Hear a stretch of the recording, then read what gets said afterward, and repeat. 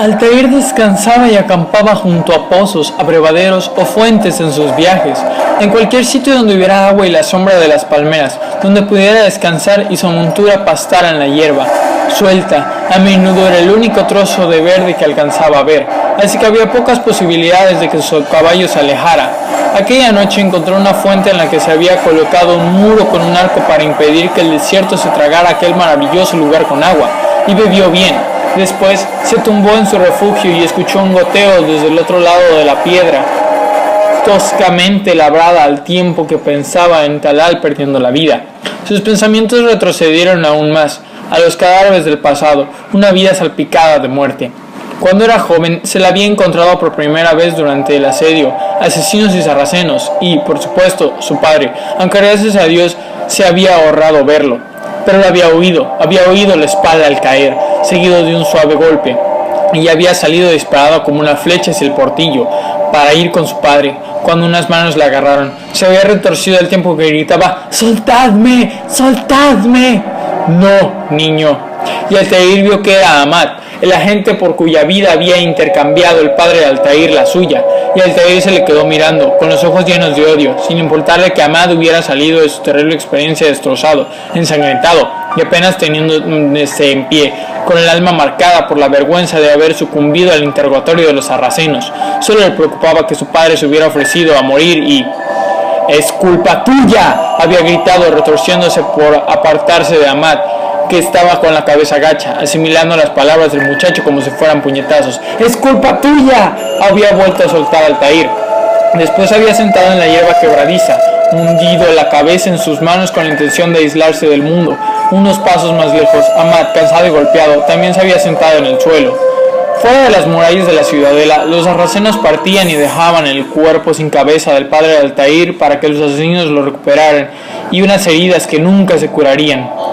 Por el momento, Altair se había quedado en las dependencias que compartía con su padre, de paredes de piedra gris, juncos en el suelo y un simple escritorio entre dos camastros, uno más grande que otro. Se había cambiado de cama, dormía en las más grandes paroleras su padre, y se lo imaginaba a veces en la habitación, sentado en su escritorio, leyendo, borrando un pergamino, o cuando volvía tarde por la noche y reprendía a su hijo por estar todavía despierto.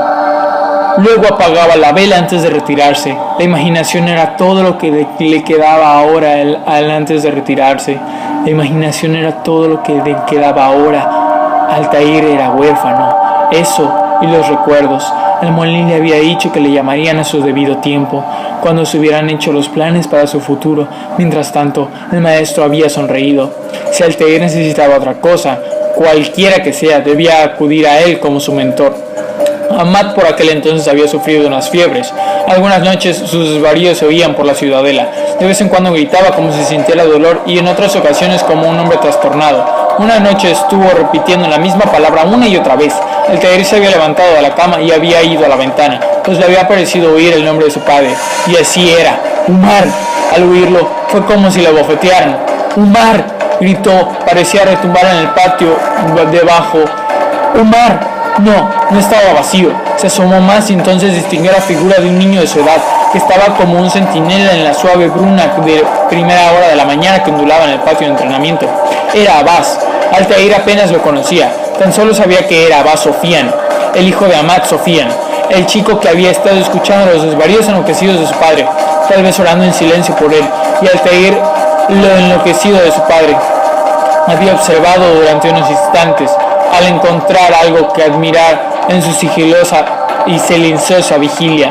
Luego dejó caer la cortina, volvió a la cama y se tapó con las manos los oídos para no oír a Ahmad pronunciar el nombre de su padre. Intentó inspirar el olor de su padre, pero se dio cuenta de que había desaparecido. Dijeron que la fiebre de Ahmad se había acabado al día siguiente y que había vuelto a sus dependencias, aunque como un hombre destrozado. Altair había oído que estaba en cama, atendido por Abbas, que llevaba acostado 2 días. A la noche siguiente, Altair se despertó por un sonido en su cuarto y parpadeó al oír que alguien se movía y se acercaba al escritorio. Dejaron una vela que proyectaba sombras en la pared de piedra. Aún medio dormido, creyó que era su padre. Su padre había vuelto por él y se sentó, sonriendo, dispuesto a recibirle en casa y que le regañaran por estar levantado. Por fin había despertado de aquel sueño horrible en el que su padre había muerto y se había quedado solo en casa. Pero el hombre que estaba en su habitación no era su padre, era Ahmad. Amat estaba de pie en la puerta, consumido en su túnica blanca y con el rostro convertido en una pálida máscara. Tenía una expresión ausente, casi tranquila, y sonrió un poco cuando Altair se incorporó, como si no quisiera asustar al niño.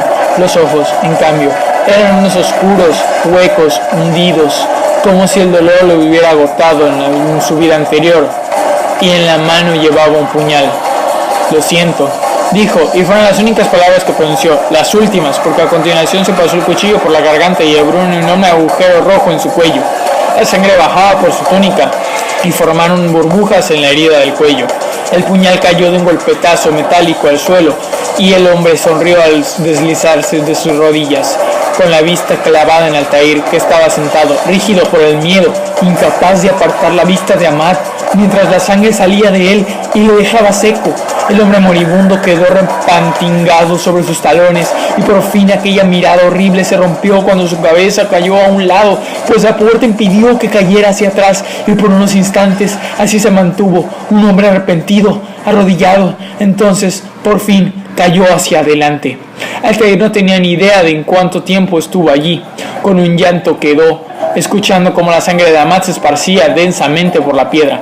Al final encontró el valor para salir de la cama, cogió la abuela y con cuidado rodeó el horror sangriento que había en el suelo. Abrió la puerta, que hizo un ruido al chocar con el pie de Amat. En cuanto salió de la habitación, echó a correr. La vela se apagó, pero no le importó.